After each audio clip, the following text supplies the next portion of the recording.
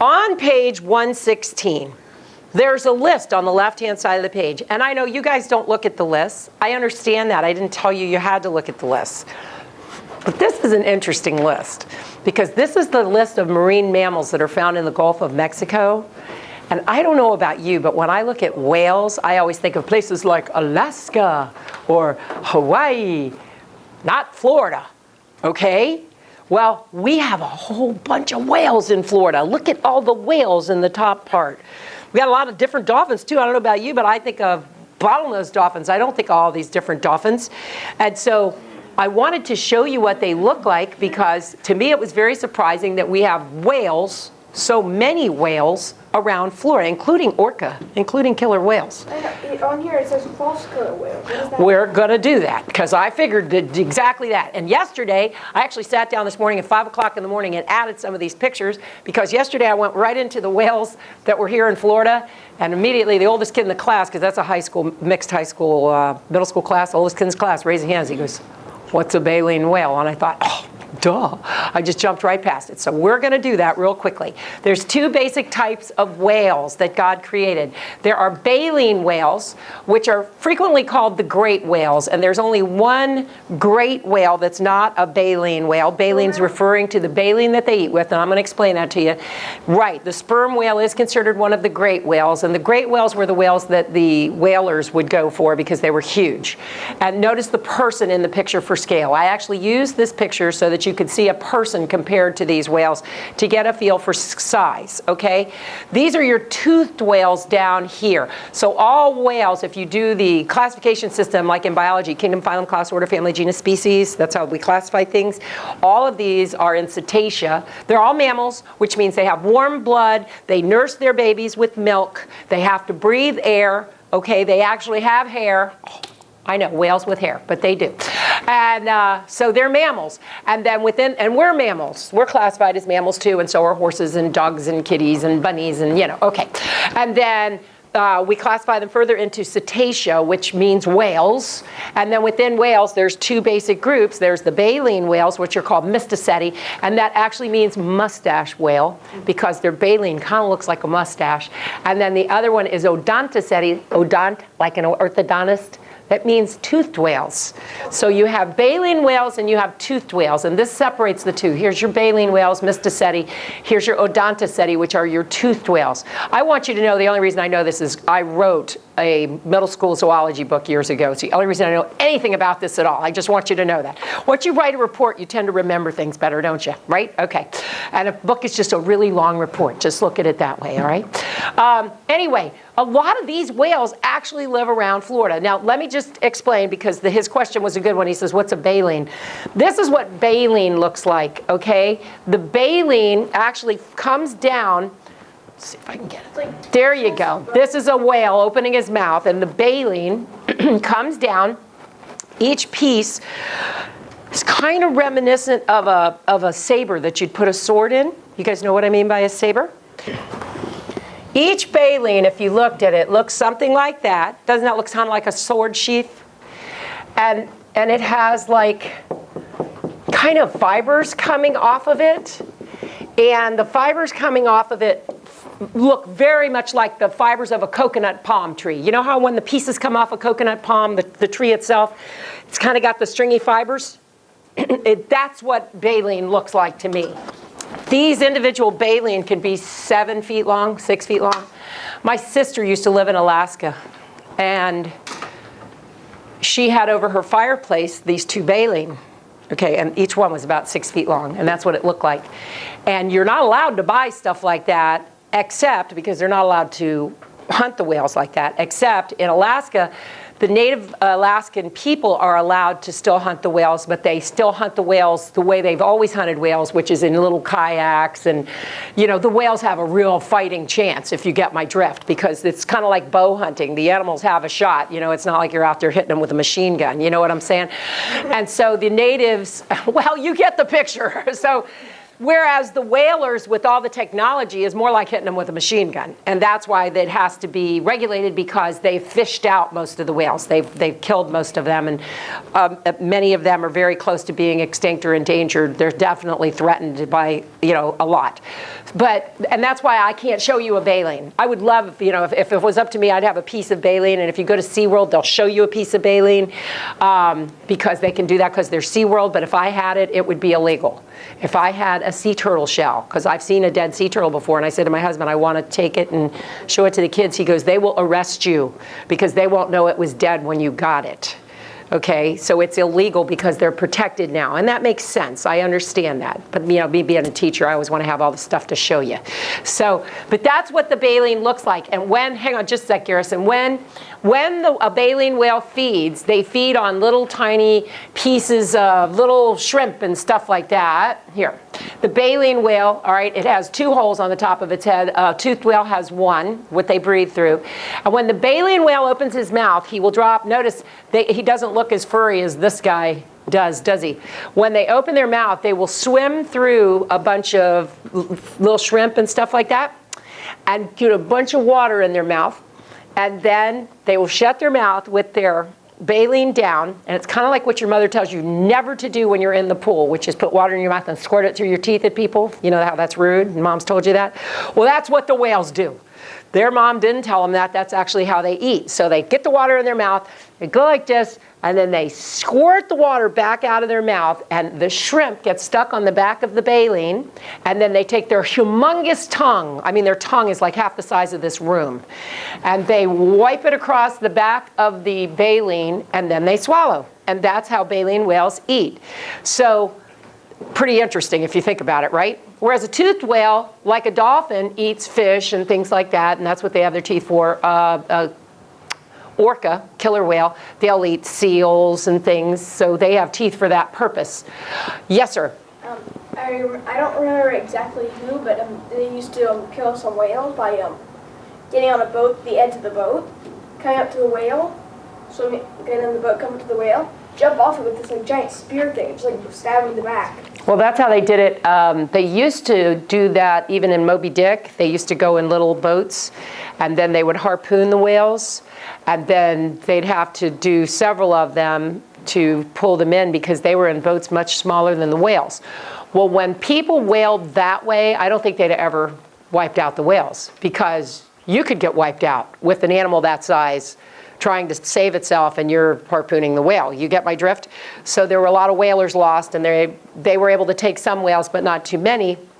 But then when technology got to be better, and that was applied to whaling efforts, then they started to wipe them out. And you have to understand that a whale will carry its baby for like a year, and then she'll nurse that baby, for that calf, baby whale, for like 2 years.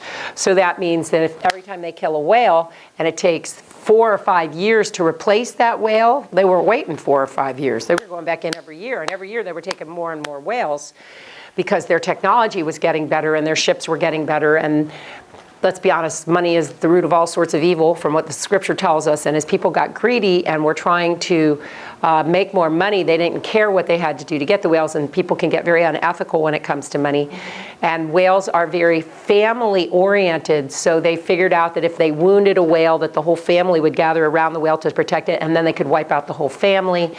They just used all sorts of what I would consider very unethical means. And they took too many. And that's why, and I don't even want to get into all the things I do know about that. It's very cruel, the stuff that was done. And so now most nations on Earth, not all, but most of them, we have an agreement that we don't do whales anymore. Japan still does, Norway still does, there's a few countries that still do. But the rest of us have agreed, no, we're not going to do any more whaling. We can make everything you can get from a whale, you can make some other way.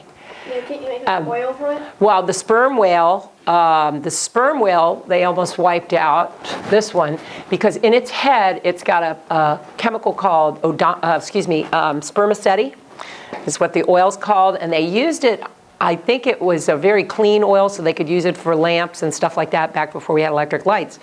But they also used it for other things like in machinery and stuff, and they found a desert plant that produces a similar oil. Is that weird? A desert plant and a whale? Okay, and so that was something that they could put in its place and use in its place. And so I always thought that was pretty cool. Anyway, when I got a list of baleen whales and toothed whales off the internet, get this. You see the ones that are blocked out? Those are the only ones that aren't found around Florida. I don't know about you, but I was like, wow. So I got this picture because I could show you a bunch of them at once. The blue whale is huge. You already saw that in the first picture. The biggest animal on Earth? Yes, it is. It goes up to 100 feet, and there have been cases of 120 feet long. Huge. Well, look down here. You see the scale? These are meters. So say a 6-foot man is this big, okay? He's this big. He's this big. He's this big. You get the drift? I mean, wow. So these are big whales, the fin whales here. The right whale, I understand, is one of the most endangered whales on the planet, and they come off the coast of North Florida to calve. And they say they sight more right whales here than any place else on the planet. Is that a trip? Like I said, do you think of Florida as a whaling site? I don't. And yet we have more whale sightings of this particular one than any place else on the planet, which is a trip. And I want you to know the reason they called it the right whale is because the whaler said it was the right whale to kill. That's actually where the name comes from. It's really sad to me. Did you have a question, sweetie? No.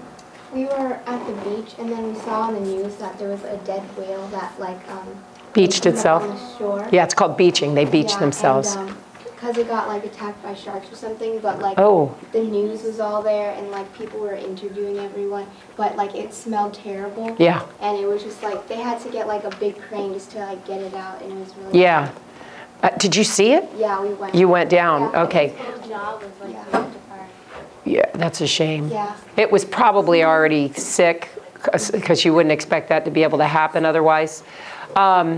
When whales beach themselves, we really don't know why they do it, but when they do it, there's something wrong, because when they try to take them back out into the water, they come back and beach themselves again. And it's very... Suicide attempt.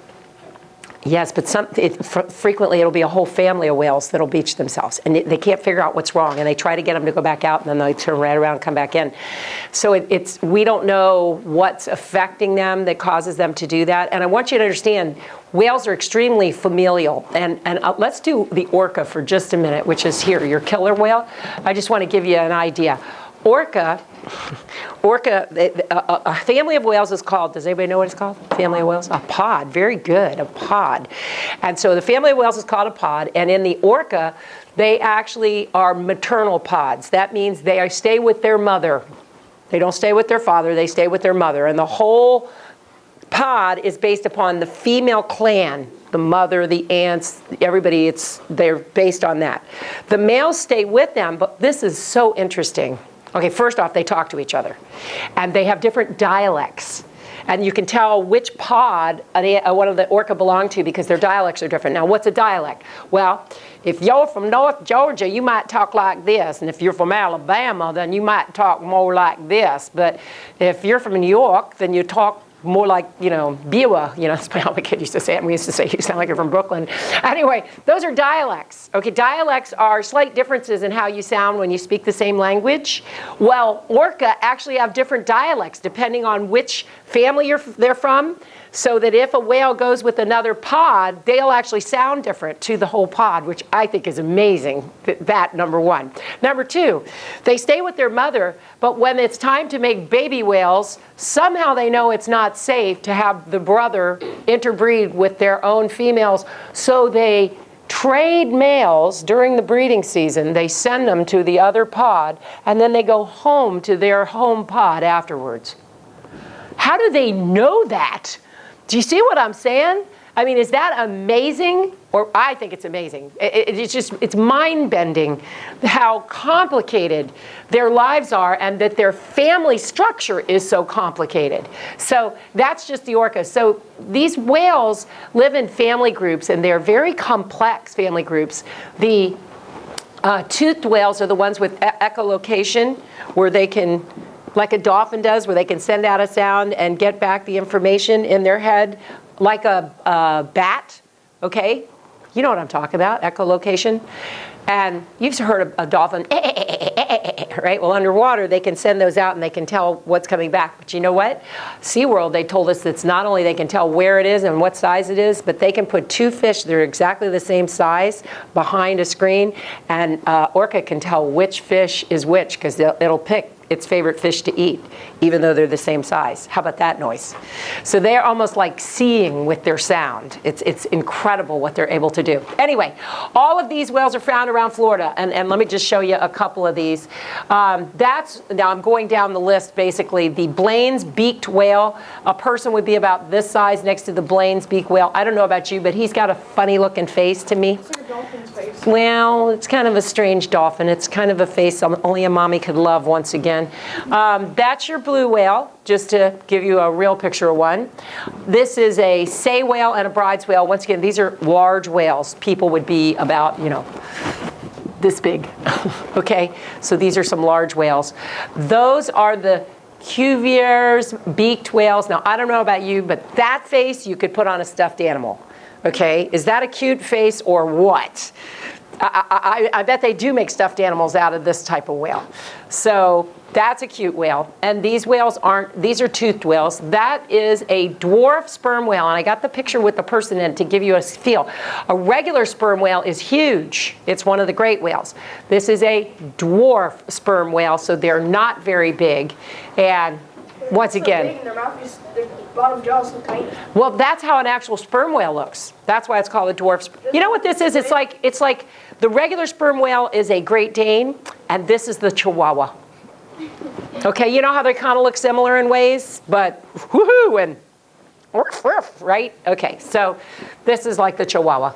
That is a false killer whale. Now, if you go to SeaWorld, they have the bottlenose dolphins, and they will tell you the Pseudorca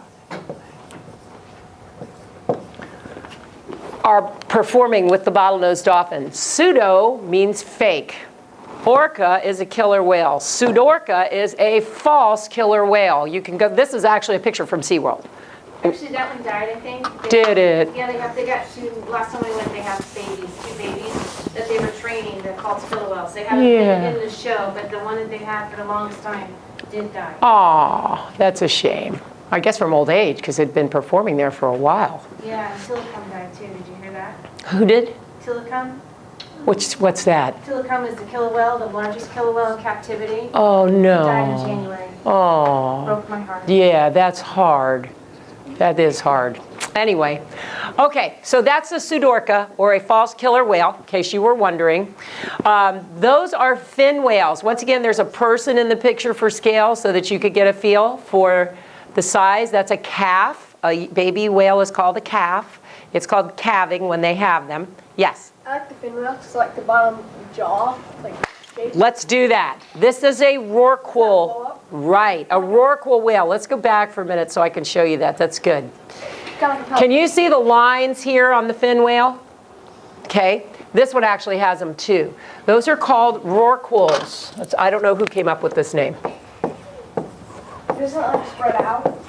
Yes, when the whale takes that big thing of water, this spreads out kind of like a balloon, and then it pushes all that back out and it folds back up to look like that. Those are the rorquals, and so that's a rorqual whale. So you'd only see that in the baleen whales. So let's go back. See, this, you don't even see the rorquals because it doesn't have a bunch of water in there, but if it took a bunch of water in there, then it would spread out and then it accordions back up, okay? Yeah, I've seen a video. Have you? It swallowed a bunch of shrimp or whatever, and it came up to the water and opened the sides of it, Yep, sprayed and all the water out, Yep. and then it beat it. Then it sucks back up. Okay, this is a Jarvis beaked whale. That gives you a person for scale. This is a melon-headed whale. Once again, definite stuffed animal possibilities, okay? Because that's got a really cute face, doesn't it? You just kind of want to go, aww, you know? So this is a pygmy killer whale. These are very small. They're only maybe 5 or 6 feet long, and thus the pygmy killer whale.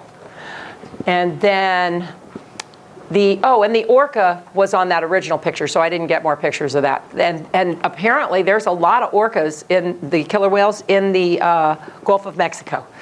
These are short-fin pilot whales. I have been in the Keys, going down to Key West before, when they had a couple of these that had come into shallow, and they had them in a little harbor there, and people were paying to come see them because they were trying to raise money to try to help the whales, to get them out of there. And so, and these are about, maybe 12 feet long. So these are your true beaked whales. This is the picture of how they can look, and that just shows you about the size of them. And I'm not sure who true is, but anyway, that's a whale shark. There are whale sharks in the Gulf of Mexico, and those places off of the northern part of the Gulf, people will go and pay to go swim with the whale sharks because they're safe. Because Is it a whale or a shark? It's a definite shark. It's a shark because he has gills, and exactly, he has a tail that goes like this, and the whale is a mammal that nurses its young, has to breathe air, and has a tail that's made of flukes, whereas a fish is this kind of tail. He's got gills. This is definitely a shark, but it is a filter feeding shark once again, so he's not dangerous, and that's why people will go snorkeling and skin diving with them, because they're not aggressive. So that's a good thing, right? Then we get into the dolphin. And if you look at the dolphin list, I always think of bottlenose dolphin. I'm like, okay, a dolphin. If I saw one of these, I wouldn't probably even notice. I'd have to get in the water and go, look, it's got spots. Anyway, this is an Atlantic spotted dolphin, which I think is kind of pretty. It's a spotted dolphin. And those are our bottlenose dolphins. Those are the ones that I think of all the time. When I see a dolphin down here, I think of a bottlenose dolphin. But then they've got friends like the Clymene dolphin. And I don't know if you can see it, but he's got colors up here. Okay, so, and he's shaped differently than a bottlenose dolphin. And then there's the common dolphin, which once again has some different colors to it. And then there's the Fraser's dolphin, which actually has pink underneath. And I don't know if you know this, but Amazon River dolphin, which is a freshwater dolphin, also are pink in color. So these guys have, I had one student thought he was sunburned, and I'm like, no, this is not sunburn, this is pigment. He's actually pink underneath. Yes, Garrison? I've actually seen a dolphin, not in real life, but in a picture. Mm-hmm. It was one of the dolphins, it was like in a murky area, like in the Amazon. Yeah. And this big long mouth. Yes, they do. They do. They have different teeth. This is a pan-tropical spotted dolphin. Now, I don't know about you, but I immediately go, well, wait a minute, we already saw the Atlantic spotted dolphin. But if you look at this is a dark dolphin with white splotches on it. And if you go back to the Atlantic spotted, it's on the lighter color part that it's got the dark speckles. So this is different, isn't it? And God's got a real flair, doesn't he? Very artistic flair going on there. And so that's your pan-tropical spotted dolphin. This is Rizzo's dolphin. And I had several students say that could definitely be a stuffed animal too. He's got the cute little face like, oh, okay. So that's a Rizzo's dolphin. And that, believe it or not, is at SeaWorld. That is a rough-toothed dolphin. And I looked at that one, well, I at least see it's logical to name it that, because look at the teeth on that dude. And I'm sure he's like, he's being nice and all, but that's a rough-toothed dolphin. So he's got a longer nose than a bottlenose dolphin, doesn't he? And so those are out there. And that is a spinner dolphin. So I had a student say, why did they name it that? Do they spin? Well, actually, the next picture will tell. That is a time-lapse picture of a spinner dolphin. And look how he jumps up and he spins. You see it? He comes up and he spins. Isn't that cool? So that's a spinner dolphin. That's logical. I like those names. It makes sense. Just like the next one. The next one is a striped dolphin. I thought, yeah, that is a striped dolphin. I understand that name. They need to get together with the bird people and get them to rename all the birds. Anyway, so this is, yeah, I know. I don't know. But anyway, so all of these dolphins are found around Florida. I haven't seen all those dolphins. Have you? No. I haven't seen all those whales either. Maybe we need to start looking, huh? Yeah, maybe we need to start looking. Anyway, and then your I wanted to tell you guys this part. Okay, this is showing you the depths that these animals can swim to. And marine mammals, some can dive a lot deeper than others. Sperm whale are one of the deepest diving mammals. I thought it very interesting that the Cuvier's, I hope I'm saying that name right, beaked whale actually can swim lower than a sperm whale. Notice these are in meters, so that's basically 3,000 meters, and that's basically 9,000 feet. That's like 1.5 miles deep. That's deep, isn't it? Yes? Don't they have to like swim up for air? Like Okay, that's exactly where I was going. Marine mammals are designed to do these dives where a sperm whale can hold his breath for an hour so that he's time to get down there and get back up. Now, immediately, you should be thinking, how is he able to survive down there for an hour without breathing? If we go without air for 3 or 4 minutes, our brain starts to have damage and we die, okay? So how is it that these animals can go down for extended periods of time and not breathe air? Well, they're designed differently than we are. One of the things is a lot of these animals, if I said the bends to you, would you know what I was talking about? We talked about that, right? That if you come up too fast, you can get the bends. Okay. These animals have to deal with the same thing. So you know what some of them do, most of them do? They come up and blow the air out before they dive. Now you and I, if we're going to dive, we come up and go like that and then go down, don't we? They do the opposite. They come up, they blow the air out, and then they go down because then they don't have oxygen in their lungs, so it's not going to cause the nitrogen to go into their bloodstream while they're on this dive, so that protects them from the bends. Another thing is the substance that carries the oxygen in our blood is called hemoglobin. They have more red blood cells than we do, literally. If you took a sample of their blood and a sample of our blood, they have more red blood cells with more hemoglobin than we do, so they're able to hold more oxygen in their blood than we are. Another thing is in our muscles, there's a product called myoglobin that holds oxygen on our muscle cells. They have more myoglobin than we do, so they hold oxygen in their muscles. Now get this though, when our heart pumps, it pumps the blood to every place all the time. Not them. When they're going for a dive, literally their circulatory system will cut off the areas that aren't necessary, like their digestive tract and other things, and the blood will strictly go to their muscles and their brain and what they need while they're diving, and then when they come back up, it goes to everything again. Is that amazing?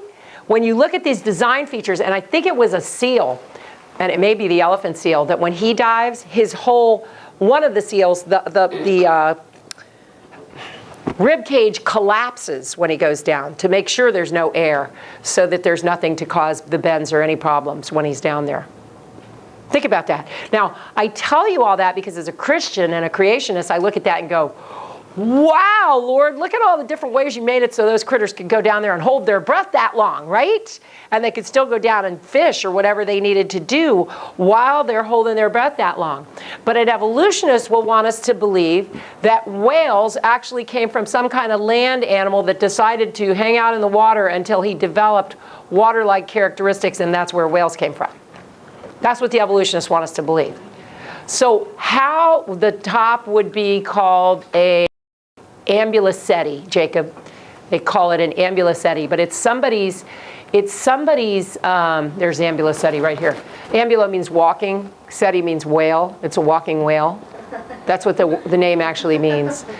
This is what they believe happened. Now, has anybody ever seen any of this? No. Does anybody have fossil evidence for this? No. But they can't explain where whales came from. Well, I just explained to you a whole bunch of things that are design features in swimming, deep diving mammals. How did that stuff just happen? How did that get added to their DNA? It didn't happen by hanging out in the water or hoping that they could go hold their breath for a long period of time, right? So these are just some of the interesting things that can be found there. And then the last one, which we've talked about over and over, is there's a lot of manatees. And you guys have manatees over here. We have a lot of them on the Gulf side. Like I said, they're right along the beach. They scare people half to death. You frequently hear, you'll know a manatee's going by because you'll hear the tourists going, ah, freaking out. One of the ladies at the back of the class, yesterday said that she actually had a manatee run into her at the beach when she was in the water. She's just standing there, and it's murky, so the manatee just literally ran into her. She looks down, she goes, come on, move. And she said that she was breaking all sorts of federal laws by reaching down and petting it, but move. You got to go away now. Don't run me over, Anything that I do that works well is because of God, and anything that's messed up is because of me. Okay, and I just want you to be very clear on the difference. I actually pray in the mornings when I'm going to teach to be a cracked pot that God's light can shine through, because that's about the best I can ask for, And I am a scientist by degree. My degree is in micro and cell biology. Actually, I studied, for those of you that know science, eukaryotic cell biology, which is not bacteria. It's actually the cells in human beings and animals and plants. And then I worked in cancer research for a couple years, and I am a scientist by twist and bent and love. And I agree with you. I always love science because I see science as actually getting to know God better. For me, science is the observation of God's creation, and that's what I always told my children. I do have 3 daughters that I homeschooled, and by the grace of God, they all plan on homeschooling their children, so I'm already getting to start with my grandchildren, which I'm really enjoying. But anyway, and so it really is the observation of God's creation, and it should be exciting, and it should be fun, and my middle school classes, I teach middle school and high school classes in Naples and in Boca, and then they are available online because I kind of moved around a lot with my husband in the state of Florida, and I had people go, well, now we can't get chemistry with you or whatever, and so that's why when the internet became available in the way that it is, it made it easier for people that wanted to go ahead and take those courses with me. Hi, I see some of my live students here, and that's so nice. Anyway, live as in they actually are in my classes, so I know them. Anyway, so this is actually my daughter's business. I do the classes, she does the business. And so she wanted to offer this to y'all this week. There are 2 other things, and I'm supposed to remember to tell you that we can offer. If you go to scienceondemand.info, which is the homepage, she said on the banner she would put, one of the things I wanted to give you for free is I just over this summer did a 4-hour, so 4-part creation science series. It's the newest one I've done. It's probably the best one because the camera's better, etc. And so that's free to you if you would like it. She said she would put it on the banner of the website, and you'll just see Creation Science, and you can click that. I actually ask all my live students to watch that before they take my classes. That way I can focus on biology or chemistry or physical science and not have to take the time to repeat myself over and over again. So that's available to you. And then she's also going to put up there a what I would call a living book list of Florida history books, because too many of us, we live in this amazing state, but we don't have a good Florida history to go along with a good Florida science. And I've made a Florida science class. I've used Sherry's Apology of Marine Biology for the high school students, plus I added some Florida science in it. There's another textbook with it so that we could bring it home. That's for the high school students. There's also just a Florida science course for the middle school students, and then we have a joint one for the middle school and high schoolers because my kids were spread by 11 years. So I'm always thinking in multi-level terms, with my homeschooling resources. So that is available, and I think to do Florida history along with it is very helpful for the students. Therefore, she's going to offer that list for free on the header also. It's just a list of really great living books about Florida history, and I can't take credit for it. We ferreted that out from several resources, but it's a really good list, and your kids will really enjoy the books. So I just wanted to tell you about that. All right, we are doing turtles and some mammals in here, and I don't have a degree in microbiology like Sherry does, so my knowledge of marine biology at all is just literally from my sheer love of Florida. I am a born native of Miami, believe it or not, and we escaped to Naples. But anyway, the point is that I have spent my entire life here. I love my home state. I went away to college thinking I had to leave to experience 4 seasons, and by the second year of 4 seasons, I said, oh, if I don't feel the sun on my skin year-round, I'm going to die, and I came home. But we are very blessed to have water all the way around our state. So it really is helpful to know something about the environment. And actually my last talk today is going to be about how we can preserve this environment or maybe help get it back, because we're losing it very quickly. And we need to be aware of what's going on so that maybe we can be a help, not a hindrance. In the oceans, and I didn't get to hear Sherry's whole talk, so please forgive me if I repeat some stuff, but hopefully there won't be too much overlap. In the oceans, there is more variety of animal life, and on land, there's more variety of plant life. So we have a large variety of land animals, but we have more plant varieties. And in the ocean, the plants don't have as much of an opportunity because the light can only penetrate so far through the water. And you guys have probably experienced that before, and I'm sure Sherry probably mentioned it, that after you get down about 200 feet, the light starts getting really dim, and by around 400 feet, it's kind of non-existent as far as I'm concerned. And so because of that, there's a lot more animals living there because plants require the sun to do the photosynthetic thing. And our children have a tremendous opportunity, homeschooling opportunity here in Florida, because we can take them snorkeling, we can take them for a walk along the beach, we can take them fishing, and I know some of you are thinking fishing, that's not a homeschooling activity. Sure it is. Everything we do in life should be a homeschooling activity. Aren't we raising godly adults? Don't adults have to know how to do basically everything, or at least know how to try to do everything? And so the point is that everything we do is homeschooling because we're trying to raise our children to know it. And I think science should be fun. And so if we can get out there and snorkel, and you know, you can be sure my kids, I'm out there and we're snorkeling down and I'm showing them the polyps on the corals, and when they have friends come on the boat with us, I'm pointing out things, you know. But to me, that's fun because I like knowing what God's done around me. And so we need to take these opportunities. Now, in the world today, we have 7 turtle species that are still in existence, as far as sea turtle. That's strictly what I'm talking about in here. So we have 7 sea turtle species that still live today, and this gives you an idea of where you see them. And I kind of think of this as mostly in the tropics, don't you? That all looks fairly warm to me. And so most of them actually exist where it's fairly warm waters. Here in Florida, we have 5 of those 7 turtle species that actually are in Florida waters, which is cool. We are blessed with that because most places don't have that many in one place. And every one of the 7 species that I showed you before are actually endangered at this point in time. Turtles tend to eat seagrass and algae and crabs, and some of them are vegetarians and some of them are not.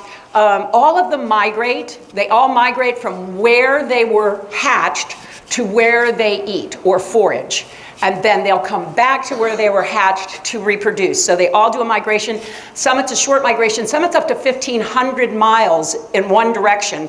And they're not exactly sure how they know how to get back to where they were hatched, but they think it's got to do with the magnetic field of the earth and that the turtles are actually following the magnetic stripes on the bottom of the ocean floor. There are a lot of creatures now that they seem to think actually use those. Let's see, this turtle is the loggerhead. And I don't know why, nope, that's a green turtle. I am so sorry. I got it. That's the green turtle. Oh, for you young people, not for you parents, there's going to be a quiz in a minute. I'm going to have you identify the turtles if you can.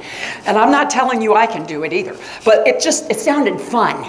Okay, so I want you young people to pay attention to what these look like, because when I get done, we're going to see if you can identify them, okay? So that's a green turtle. It doesn't look green, does it? The reason it's called a green turtle is apparently this is the most eaten turtle in the world. People eat these. And when you kill them, their fat looks green, because this is the only turtle that's a total vegetarian. They strictly live on turtle grass.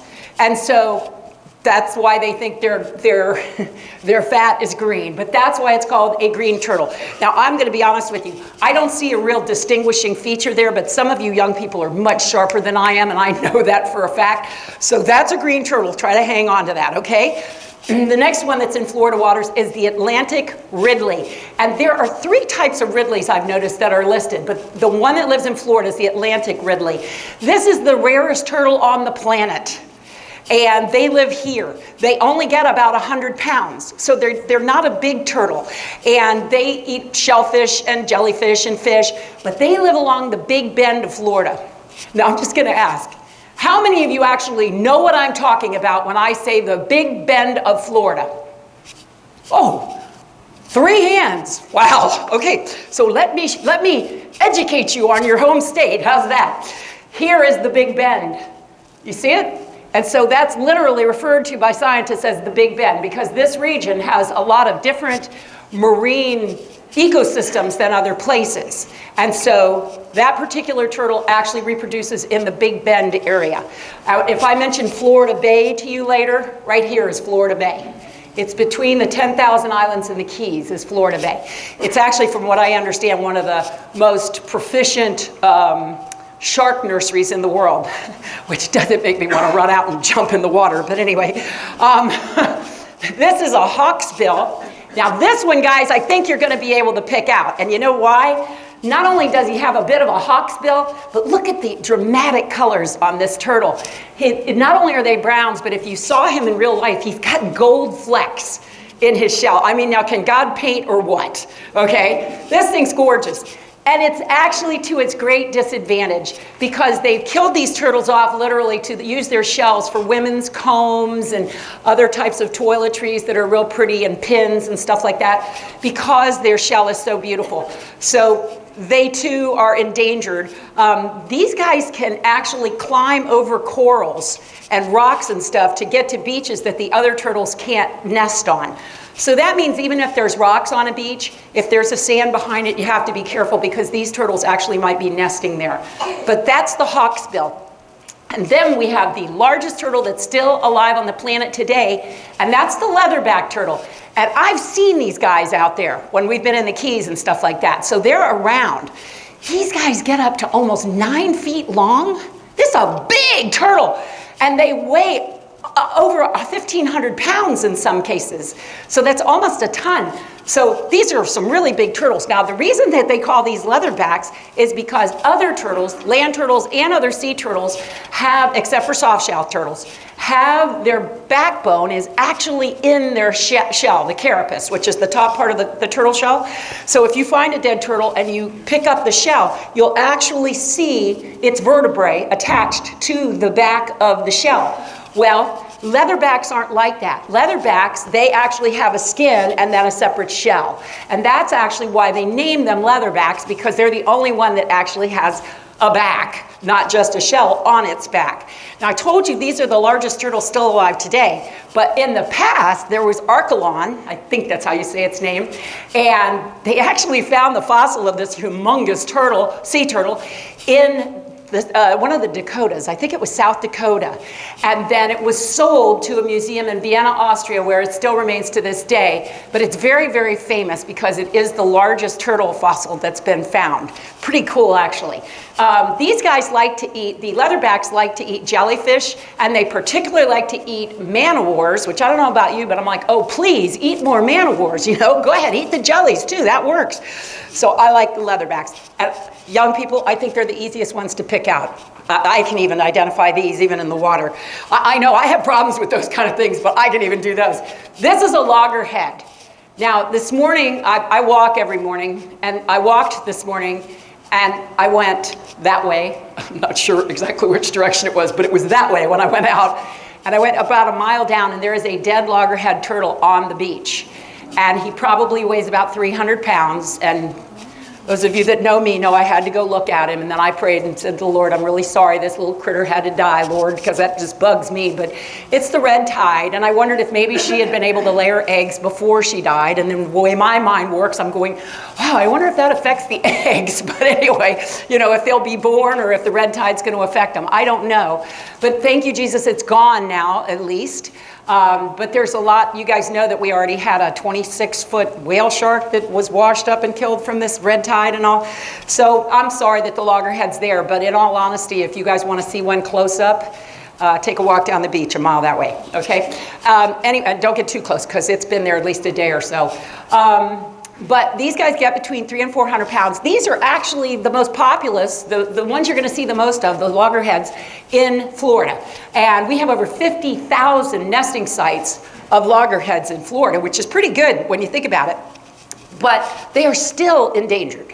So we still want to protect them the best we can. And these guys actually eat off of corals and rocks and stuff like that. Now, you guys have seen the 5. So are you ready? We're going to try to identify them. And you adults are not allowed to participate. This has got to be the young people, okay? All right, you ready for the first turtle? So, what do you think that is? Good. Yes, that one, that's pretty good, right? Because that one's got that pretty shell. Okay, this one's not so bad either. What's that? Leatherback. Good job. Okay, try that one. That's a loggerhead. Good. What they say to look for is the real heavy neck. Do you notice how much heavier its neck is where it goes into its body than the other turtles? That's why they call it a loggerhead. And so that kind of helps give it away. How about that one? Green. You guys are good. I'll give you a hand. Yeah. All right, so that's the green turtle. How about that one? That's the Ridley. Very good. That's the Ridley. Okay, great. Now, interestingly, out of these turtles that are still in existence today, and this is from an evolutionary website, so please be aware that I do not believe in evolution. I'll take you a step further. I'm a young Earth creationist. Oh, I guess I should warn you. I'm a young Earth creationist, which means some of you may not want to watch my creation science stuff, because I'm going to give you scientific evidence to explain how the Earth is really probably about 6,000 years old, just like the Bible says. And so, oh, thank you very much. Praise you, Jesus. But the point is that I don't want you to think I believe in evolution. I get my pictures off the internet. So we have to go with that, all right? The point is that out of these turtles, we see that these groups can actually interbreed and make hybrids, whereas the flatback turtle and the leatherback, I was told, were the two that couldn't. But these guys actually can interbreed. And on the East Coast and the Space Coast, they found this hybrid of a green turtle and a loggerhead. So now, as a creation scientist, what does that tell us? It tells us that they were originally the same created kind. Sometimes the animals can speciate or turn into species, and populations can be separated for long enough that they can no longer genetically interbreed, even though they came from the same original kind. And sometimes you can do a breeding chain to do that. I'll give you an example that I know you all can get your minds around. Think of a Chihuahua and think of a Great Dane. Can you breed a Chihuahua to a Great Dane? No. But can you indirectly breed a Chihuahua to a Great Dane? Yes, if you take the Chihuahua to a slightly bigger dog, to a slightly bigger dog, to a slightly bigger dog, until you can get that, then you can do it, right? Because all those dogs are dogs. They came from the same original created kind, even though you can't necessarily just interbreed those two anymore. Everybody okay with that? Okay, got to bring it to something we can everybody knows what a Chihuahua looks like, right? Okay, all right, so this is one of those hybrids. And another hybrid that they found in a sea turtle hospital, it shows you the green turtle. I like how they did this. The green turtle and the loggerhead is over there. I want you young people to notice, look how skinny it is here. Look how heavy it is here. That's one of the ways we can determine it's a loggerhead. And then this is the hybrid. So it actually is the cross between them. And here's the head of the hybrid compared to the green and the loggerhead. And you can see he kind of has traits between both of his parents, doesn't he? So we can see those kind of things happening because they were from the original same created kind. Although they say, creation scientists, much smarter than I am that have studied this stuff, say that they think all of the sea turtles might have been from the same original created kind. If not, then the leatherback might be a separate original kind and then the other ones. So they're not really sure. Now let's talk about how they reproduce, because this really applies to all of us in Florida, because we have to protect these turtles. These crazy guys go back to where they were hatched to lay their eggs. And they usually are between 15 and 40 years old before they will start to reproduce. What they will do is both the male and the female will go back to the beach where they were hatched, but the male will never come back in on the beach.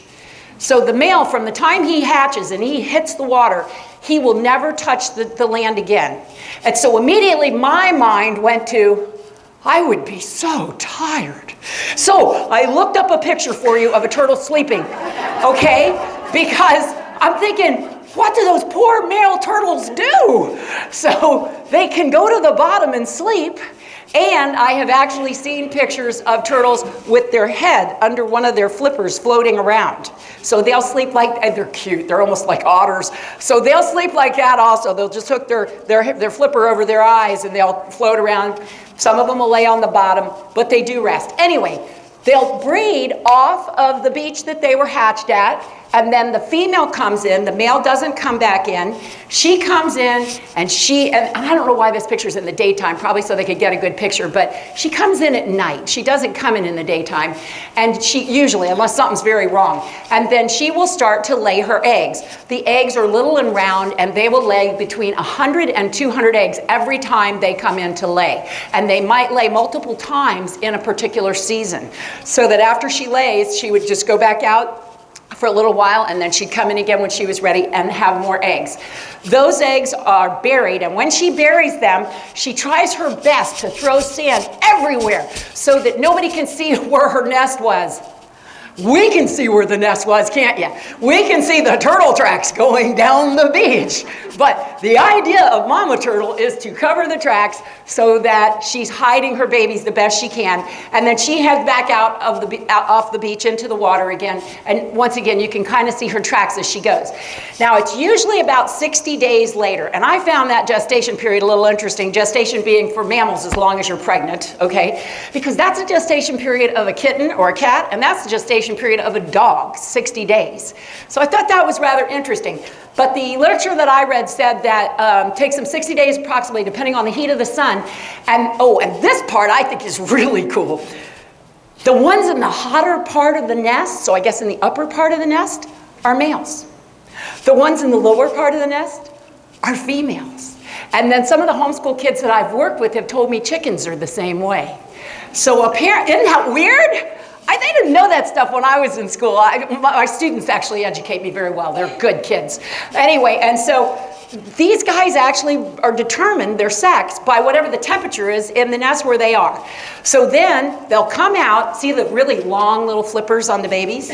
They come out and they head for the light. It sounds like a bad movie. Head for the light, you know? And they head for the light. And the reason they head for the light is because in a natural situation where there's no buildings and no people, the moon will reflect brighter off the ocean than it does off of the land. That makes sense, doesn't it? So these little turtles head for the light because that should be the ocean. Now notice the should be. You guys have all probably seen the signs out there already that say, May to October, keep all the lights off at night, close your curtains, do whatever you have to, don't make fires, don't do whatever to make light on the beach. Because if these little guys come out of the dirt and then they see your flashlight, they see your phone, they see whatever light, they're gonna head for it. And then they're gonna die because they won't know how to get back. Does that make sense? So these poor little guys, and they'll start rushing out to the ocean with their big old flippers up front. And actually, once they get there, it's kind of sad because there'll be predators waiting for them. There'll be certain fish waiting to eat them. The birds will be there to eat them. It's kind of like McDonald's. The marine community sees it as fast, easy food, okay? And then those that manage to get past those, the sharks are out a little farther waiting for them. So that means in animals, when you have an animal that you have a very high infant mortality rate, which means a lot of the babies die, they have to have large clutches. Clutches being a group of eggs and chickens. Ducks. Ducks have a whole bunch of ducklings. You know why? Because maybe 5% maybe survive, maybe 10%. Same with chickens in the wild. Okay, so this is the same way with the sea turtles. They have these huge clutches because of that. Excuse me for just a minute. There is no clock in here, and I don't want to be bad and go, thank you. Give me like a 10-minute heads up. No, give me 10. I'll need 10. I talk a lot, so. Okay, thank you. All right, I'm going to try. Okay, so when these little turtles get out in the water, they like the Sargassum Seaweed. And this is the seaweed that we see on both coasts of Florida, the Sargasso Seaweed. And there's a few different types of Sargasso, but this is it. And some of it actually grows down off of the Keys. I've seen it actually coming up from the bottom, which is interesting. But the trick is that these baby turtles like to go live in the Sargasso Seaweed, because it's a safe place for them to hide while they're growing up. And there's actually that place I'm talking about in the Keys, which is right near Bud and Mary's. For those of you that know the Keys, you can actually in the boat see the Sargassum Seaweed coming all the way up from the bottom. And I've been through there before certain times a year where I saw loads of dinner plate size sea turtles, about that big. So they were juveniles, you know, and they were in that stretch. And so you will see these. Now, the vast majority of them go to a place called the Sargasso Sea. And the Sargasso Sea is a trip because there's 4 different currents that actually make what I would consider like a big whirlpool. And so this area is caught in here by these currents, and it makes this whirlpool. Now, what's really cool about the Sargasso Sea is it's the cleanest, purest, most biologically dead water on planet Earth, okay? And the trick is this, because it's so clean, it's warm, it's fairly salty, it actually rides on top of the cold water. So if we were, I can't find a picture of this, so you're gonna have to use your imaginations. If we were to look at it sideways from the sea level, the Sargasso Sea comes up 3 full feet above the rest of the sea around it. That to me is weird. And it goes down 3,000 feet. Now think about that being a big lens of water somebody's laid in the ocean, because that's what it is. Isn't that weird? And it doesn't intermingle with the water around it. And the reason it's so salty is because it keeps evaporating out, but because there's no intermingling, it gets a little saltier in there. And so when you get to it on a boat, it looks like a meadow of Sargassum Seaweed. And I don't know if you guys have read the Chronicles of Narnia, but this part always makes me think of Reepicheep and his coracle, you know? And I always think, oh, he hit the Sargasso Sea. But anyway, and so when you get under it, there's all sorts of critters, and that's people to show you for scale. You get all sorts of critters living in this, including the baby sea turtles. Now, when you look worldwide, you can see that these areas are the most threatened areas for the sea turtles. Notice Florida is not one. In 1972, the United States passed the Marine Mammal Act, which says we weren't allowed to buy any mammal parts, and that helped manatees and porpoises and whales. It was a really good law. And around the same time, they passed a law that said you can't buy any turtle anything, sea turtle anything. Because up until that time, we did. And if you do buy those things, people are going to kill them to be able to sell them to you. And so the idea was if we quit buying them, they would quit killing them. And it really has helped. I want you to know, though, recently I was in the Cayman Islands, and we went on a little tour of the Cayman Islands, and they had a turtle farm. That's a bunch of Americans in this van, and they had a turtle farm. So the lady goes, do you want to see the turtle farm? And I looked at my husband, I said, they're eating them, aren't they? And he goes, yeah. I go, I don't think so. And I told everybody else in the car, I said, it's where they breed them to eat them. And they were all Americans, and they all go, no, we don't want to go there. Because as Americans, we're like, no. But I understood, the lady said, you know, for us, we have no other food source that we can grow on this island, so we grow them specifically to eat them. I don't have a problem with that, because they're actually using them for food, and they're not going out and depleting the natural population. They're actually growing them for that purpose. So that does happen. Some of these other places, though, part of the reason that the turtles are endangered is because some of these communities, actually, the poor people will go out and they will dig up the turtles' eggs and they will feed them to their livestock, their dogs, their pigs, things like that. Some of them may even eat the turtle eggs, I'm not sure, but there are other communities, societies that actually still do hunt the turtles and eat the turtles. So that's part of the reason they're threatened, but that's not the only reason, because another reason that they're threatened is they get caught in fishermen's nets, the trawling nets, and then frequently the fishermen don't want to take the time to get them out because it takes too much time. So they could be in danger. This is similar to the signs that you see here, but basically what we can do to maybe help the turtles is don't mess with their nests, and they're not all marked. So please be aware, don't dig in dry sand on the beach. Does everybody hear me? They don't know where all the turtle nests are, so only dig in wet sand, because the turtles will lay back in the dry sand. So that's one of the ways that you can be sure not to disturb their nest, is to only play and do sand castles and stuff in the wet sand. So that's the second one. Don't leave furniture on the beach overnight, because as the turtle comes in or the baby turtles are trying to go out, they can get caught up in it and it can kill them. And so you don't want that to happen. You're gonna try not to disturb them, try to limit flashlights, lanterns, cameras, anything that makes a light on the beach. Obey the prohibitions for fire on the beach. And if you see a turtle, leave her alone. don't go over and bother her. People tend to go over and bother them. It's better to leave her alone because otherwise she might choose to leave and not lay her eggs. And so some of the threats to them are the destruction of the beaches because we build on them frequently. But now we're starting to get very sensitive that out here in Florida, people poaching their eggs, drowning in the nets, I just mentioned these, and predation by birds and mammals. So other things eat them. Okay, this is kind of weird, but I just thought it was interesting how we were talking about the Sargasso Sea. So I just thought I'd mention this. This is an American eel. Now, the female American eels actually live in ponds and lakes in Florida, whereas the males live in the saltwater. They live around the edge of estuaries and in coastal type swamp areas. And so what's interesting about these guys, though, is that they are born in saltwater in the Sargasso Sea. And then they'll stay there for about 15 months. They get about 3.5 inches long. And then they will swim back to the coast of Florida. If it's an American eel, they will swim back to wherever their mom lived or their dad. And then the females will go inland. And that includes creeping over fields. Can you just picture walking through a field at night and seeing an eel go by? I don't know about you, but that's like creepy, okay? And so they will get back to whatever pond or lake they need, and they will go over land as long as there's dew. They say that they will go back to that place. And then they will grow into what is called a silver eel. Now, when they go to the Sargasso Sea, okay, which is where they're born, well, let's go back to the silver eel for a minute. So it turns into the silver eel, which she's kind of the yellow eel, and she's kind of yellowish green over the back and a lighter color underneath. And I know Sherry just mentioned that's a type of camouflage. It's called countershading. It's countershading because if they're dark over the top and light over the bottom, then in the ocean, when something underneath them looks up, they see the white, and so it looks like the sky. And if something's looking down on them, they see the black, and that looks like the water beneath them. Does that make sense to everybody? So that's called countershading. And so they have a countershading, but it's a light countershading. Between 10 and 40 years, they will just live wherever it is in the fresh water or on the edges of the coast. And then when they're mature and they want to have babies, they will start to change.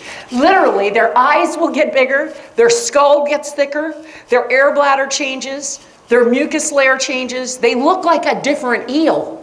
They even call them by a different name. I was confused when I was looking for pictures, and then I realized, oh, okay, I got this. So they turn into this eel, and then they will go back, cross the land, whatever they have to do to get back into the ocean. And when they get back into the ocean, so let's say these ones that live on the west coast of Florida, they get back in the ocean and they will head for the Sargasso Sea. Now what's interesting is European eels are doing the same thing in Europe. Isn't that weird?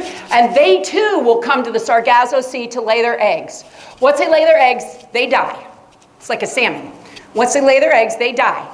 And the eggs will hatch, and like I said, they'll spend 15 months there growing to about 3.5 inches long. Now get this. And then the European eels will go back to Europe, and the American eels will go back to America. And nobody knows how they know. I think that's pretty cool, don't you? Anyway, so that's about all I like about eels, I'll be honest with you. But I thought that was pretty neat. So they're using the Sargasso Sea for that also. Okay. Then let's do a few things about whales. Now, I don't know about you. Once again, I was born and raised in Florida. I never saw a whale from the beach. Did you ever see a whale from the beach? Me neither. Now, if you consider bottlenose dolphin, well, I've seen them, but not a whale. And then when I started teaching Florida science, I found out there's all sorts of whales around Florida. And actually, I think the scientists didn't know until recently, I'll be honest with you. And so there's all sorts of whales that live around Florida. Now, real quickly, I heard Sherry do a little on this, and this is from an evolutionary website, because I caught this morning, and I was like, oh, anyway. The whales are basically split into two types. There's whales with teeth called toothed whales, or odontoceti, like the orthodontist. It's got to do with your teeth. Odontoceti, ceti meaning whale. They're cetaceans, so they're whales. So these are your toothed whales, and dolphins would be in here, porpoises would be in here, all the way down to the little bitty porpoises. Those are all toothed whales. I just want you to understand that. We don't think of it that way because we think whales have to be huge. They don't. Whales are marine mammals that have this basic shape, and they're either toothed or they're baleen. Now the trick is this, these baleen guys, I like how she described it, like they got a comb in their mouth, and they're actually under mystaceti, which means mustache whale. Isn't that cool? They look like they have a mustache when they open their mouth. But when they open their mouth, they'll actually go through the krill, they'll gather all the stuff that's in there, and just like she said, they'll shut their mouth, and they shut it so that their Their baleen are hanging there, and they are about a 6 foot. They look similar to what comes off a coconut palm. There's a hard part and then a stringy part, kind of like what comes off a coconut palm. They drop that down. Like she said, they go, and they push the extra water out. It always makes me think of my husband after he gets his teeth cleaned and we get in a pool, and he does that to the children. He gets the water and he starts squirting through his teeth at the kids. That's what the baleen whale does, all right? And once he squirts it all out, this is the part Sherry didn't tell you that I think is cool. They take that tongue that's the size of an elephant and they go, and they lick the back of that whole baleen area, and then they swallow it. And so that's how the baleen whales actually eat. They have 2 blowholes, whereas the toothed whales only have 1 blowhole. And I saw this morning. It says the second blowhole has evolved into an organ used for echolocation. That is ludicrous, but we'll come back to that in just a minute. So believe it or not, every whale that's here, because I've blocked out the ones that aren't around Florida, every whale here you will see around Florida. Now, I don't know about you, but that's amazing. I mean, the blue whale, the sperm whale, they all come around Florida? This really, really surprised me. Oh, and to give you some scale, this is a bottlenose dolphin, which they can get to be 13 feet long. So if you make a human being about half the size of this dolphin, that gives you an idea of how big these animals actually are. Okay? These are called the great whales. Historically, they're called the great whales because they're the big ones, and the sperm whale is part of the great whales. They were called the great whales because people hunted them. They were the ones that were worth hunting because they were so big. So those are the great whales. Now, back to Florida. We actually have the rarest whale in the world that calves off the north coast of Florida. And this is the northern right whale. And here's a northern right whale with her baby. I'm just going to tell you, sadly, the reason she's called the right whale is because the whalers believe that was the right one to kill, that species. And so that's where they actually got their name, which is kind of sad when you think about it. But anyway, people used to need them for different purposes. We don't anymore. So this is a northern right whale with her calf, and where they have their babies, like I said, is right here off the coast of North Florida and southern Georgia, but they say they have seen more sightings of the northern right whale from Florida than from any place on the planet. There are less than 600 of them still in existence. That's why I told you it is the rarest whale in the world. Even the humpbacks, there's over 10,000 of them today, less than 600 of this one. So it's nice to be able to host its calving grounds, and people are able to see it. It's pretty cool. Now back to the echolocation thing. First off, a lot of people don't realize not all whales have echolocation. Only the toothed whales have echolocation. The baleen whales do whale song. It is not the same. Echolocation is very high-pitched sound, so very high frequency. Whale song is very low-pitched sound, very low frequency, frequently too low for us to hear. And the same would be true on the other end. Let's be honest, when we hear a dolphin or something doing its echolocation, it sounds like clicks and squeals to us, doesn't it? And so it's very high-frequency sound, sometimes higher than what we should normally hear. What they do is they shoot the sound out, and then the sound echoes back, kind of like we do sonar. Now the trick is this, remember they just said in that evolutionary thing that the extra blowhole turned into an organ for echolocation? And I hadn't planned on this, so I won't have extensive pictures, but it just struck me as funny. Because for a toothed whale to be able to use its echolocation, it's got a melon, which is an organ that it functions as a lens to make the sound just right when it goes out. And then when the sound comes back, it actually comes back in a fat-filled sinus in its lower jaw. Did everybody get that? A fat-filled sinus in its lower jaw. Now, the fats in that sinus, they have figured out, have to be very specific, have to be exactly the particular fat, they're called lipids, the particular fat that it needs to be. They have to be in the particular order. They have to have particular enzymes to make it work. Oh yeah, and all that just came from a blowhole, right? I don't think so. But anyway, and get this, when the sound actually comes back, they're able to determine the distance, and they can see a golf ball sized fish 230 feet away. And not only that, they can not only tell the fish, they can tell what kind of fish it is. They can be exactly the same shape and size, and one of these toothed whales can determine which one it wants because it can determine what type of fish it is. I've learned that from SeaWorld. Thank you. And so, no, SeaWorld told me that because when they told me that, I was like, wow, that is so cool. Guys, you've already figured out, I like science because I just think what God has done is so cool. And so that's why I get excited about it, because it's like, oh, neat, you know. So anyway, so the echolocation works that way. Now, once again, largest toothed whale in the world is the sperm whale. A third of his body is made up of the spermatocyte organ, and we used to kill them for actually that organ and the lipids, wax-like fats that are in there. Now they know that this is actually how he does his echolocation. And get this is now considered the world's loudest animal, because the amount of sound that he can make actually comes out at 170 decibels. At 130 decibels, you start to permanently damage your ears. This dude can do 170 decibels. So that's pretty incredible when you think about it. And then the baleen whales that do the whale song, they actually, like I said, it's lower frequency, and they think that's for communication purposes. The other's for hunting and predation and protection, the echolocation. But they think the whale song is actually communication between the whales, and then they think that they can possibly bounce it off the bottom and get some feel for what the geography looks like at the bottom of the ocean. Bottlenose dolphins are fun, and they're fast. They usually just lazily move around at about 8 miles an hour, but when they really want to get it, they can get it up to 25 miles an hour. Now, that's a lot in the water, you've got to admit. And the trick is this, not only does their tail work for them, but you know, they have to be in cold water a lot, so God put blubber in them to keep them warm. Guess what? The blubber's not just to keep them warm. God likes to multitask. The blubber also actually ripples in such a way that it speeds the dolphin up. It works kind of like a spring. So where the fat goes down and then springs back up, God actually used it to motor the dolphin along further. Don't I wish my fat worked for me that way? Oh, that'd be so cool. And we also have manatees. You guys are familiar with them. We have to be really careful with going over them with boats. They apparently don't hear very well, and they're not very fast, so they end up getting run over a lot. Also, you know, you're not supposed to touch them, even though manatees will let you feed them, and they'll let you water them, and they'll let you touch them. And I don't know about you, but I love large animals that are wild that'll let me play with them. And then I don't have to worry they're going to eat me. But these guys, they say not to do that, because if you and I touch them and we mean well, and then some nasty person comes up and the animal isn't afraid of people anymore, then that nasty person can hurt them. So that's why they ask you to not touch them. And it's really good reasoning. Now, I'm going someplace with this. Did you know we had seals in Florida? No. Oh, the Caribbean monk seal lived in Florida to 1952. I was so bummed. I was born in 1959, and don't do the math, I'm 60.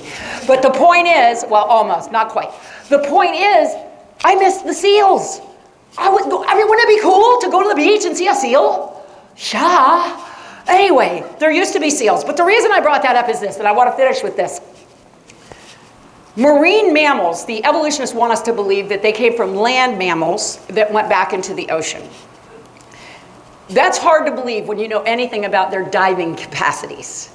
These animals were designed to dive. Give you an idea. When you and I dive, we come up, we take a breath, and we go down, right? Most of them come up, blow all the air out, and then go down. Now, the reason they blow all the air out is because not only will their lungs collapse so that they're a better shape, they're less buoyant, yay team, but it keeps them from getting the bends because they don't have the nitrogen in there for when they come up to bubble out and kill them like it would us. Pretty cool, huh? Not only that, their circulatory system is set up in such a way that as they dive, the blood is cut off to anything that they don't need. So it strictly goes to their brain and their heart and things, and everything else doesn't get blood anymore. Think about that, to be able to try. It slows their heart down so that they have what they need, but it's not pumping as hard. If you looked at their blood next to our blood has less red blood cells than theirs, so their blood can actually carry more oxygen even while they're down on an 1.5-hour dive. Let's see, we have a pigment in our muscles called myoglobin, which carries oxygen. They have more myoglobin in their muscles than we do. Now, did all that just happen? And I could go on, but I think I'm out of time.